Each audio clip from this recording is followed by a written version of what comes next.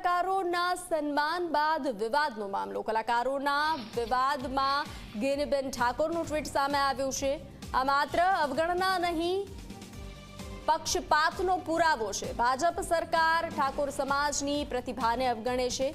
સમાજના કલાકારોના નિર્ણયને મારું સમર્થન રહેશે। તો મહત્વનું છે કે ગાંધીનગરમાં લોક કલાકારોને બોલાવી તેમનું સન્માન કરવામાં આવ્યું હતું, પરંતુ આ સન્માન સમારંભમાં ઠાકોર સમાજના જાણીતા કલાકાર વિક્રમ ઠાકોરને ન બોલાવાતા વિવાદ થયો છે। વિક્રમ ઠાકોરે કલાકારોના સન્માનને લઈ નારાજગી વ્યક્ત કરી હતી, ત્યારે હવે ગેનીબેને વિક્રમ ઠાકોરના સમર્થનમાં ટ્વીટ કર્યું છે।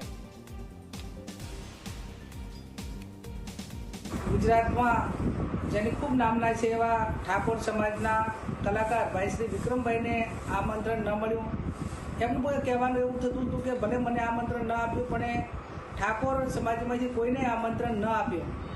તો એ બાબતમાં હું માનું છું ત્યાં સુધી કોઈ નિર્ણય લેવાવાળાની કે બોલાવવાવાળાની કે આમંત્રણ આપવાવાળાની કોઈના માટે સરખો ભાવ હોવો જોઈએ। એ ભાવ ક્યાંક ને ક્યાંક ઓછો દેખાણો છે, સમદ્રષ્ટિ ઓછી દેખાણી છે।